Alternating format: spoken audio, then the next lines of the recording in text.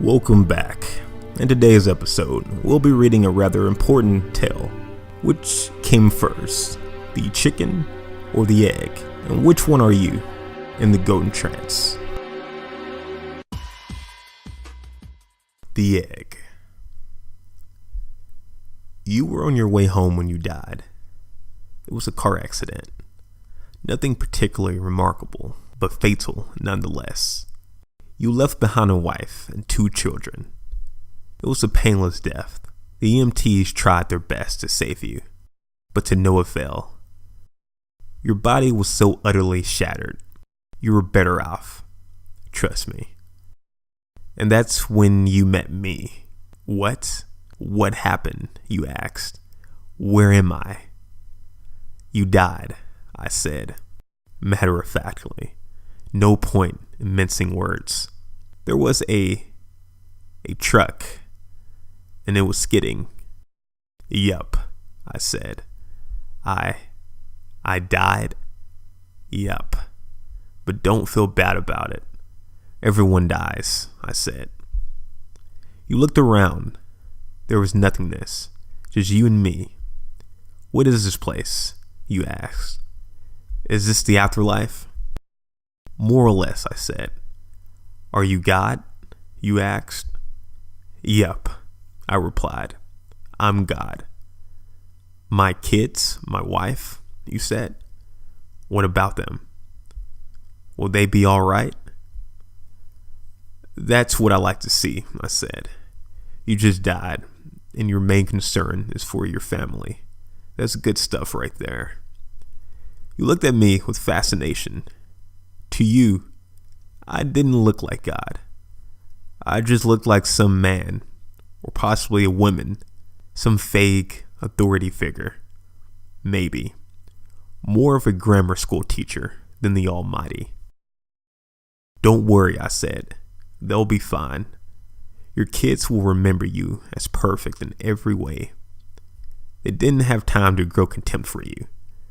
Your wife will cry on the outside, but will be secretly relieved. To be fair, your marriage was falling apart. If it's in any consolation, she'll feel very guilty for feeling relieved. Oh, you said. So what happens now? Do I go to heaven or hell or something? Neither, I said. You'll be reincarnated. Ah, you said. So the Hindus were right. All religions are right in their own way, I said. Walk with me. You followed along as we strode through the void. Where are we going? Nowhere in particular, I said. It's just nice to walk while we talk. So what's the point then? You asked. When I get reborn, I'll just be a blank slate, right? A baby. So all my experiences and everything I did in this life won't matter. Not so, I said. You have within you all the knowledge and experiences of all of your past lives. You just don't remember them right now. I stopped walking and took you by the shoulders. Your soul is more magnificent, beautiful, and gigantic than you can possibly imagine. A human mind can only contain a tiny fraction of what you are. It's like sticking your finger in a glass of water to see if it's hot or cold. You put a tiny part of yourself into the vessel, and when you bring it back out, you've gained all the experiences it had.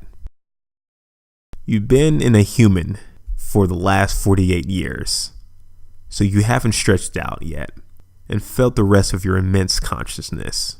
If we hung out here for long enough, you'd start remembering everything. But there's no point to doing that between each life. How many times have I been reincarnated then? Oh, lots. Lots and lots. And into lots of different lives, I said.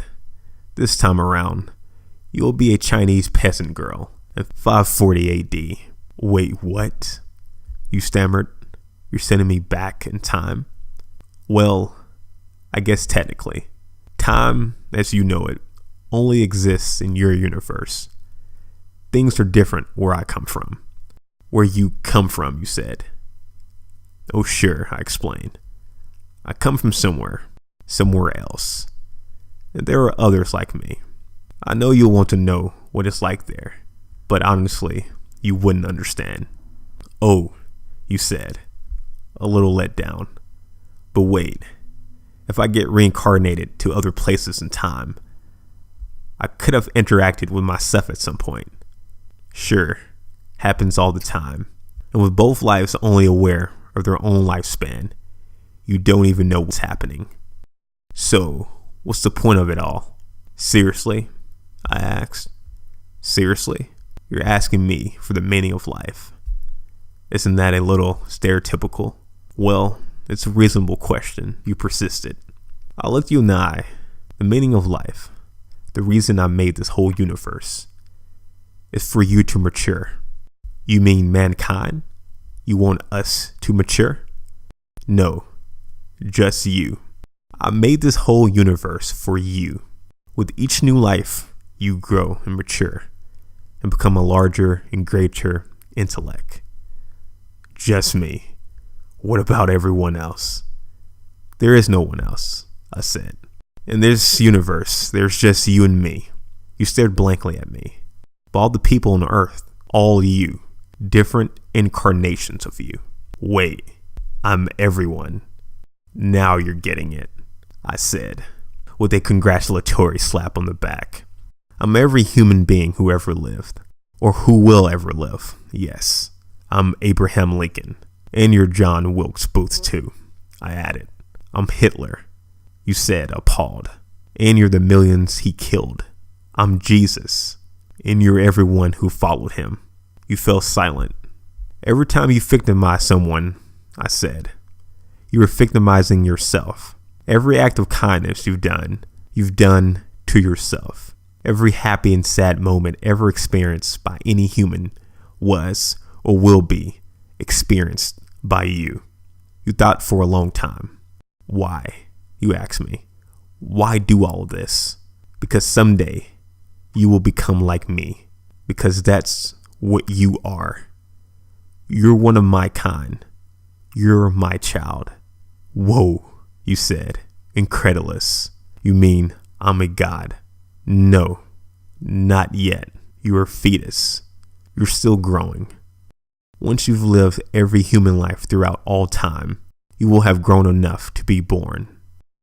So the whole universe, you said, it's just an egg, I answered. Now it's time for you to move on to your next life. And I sent you on your way. What is real? Is everyone else around you just objects in training for you to one day ascend? Or maybe you are one of these objects in an artificial world with an artificial life to help train the real one. All things to decipher and wonder about in your infinite time in the Golden Trance.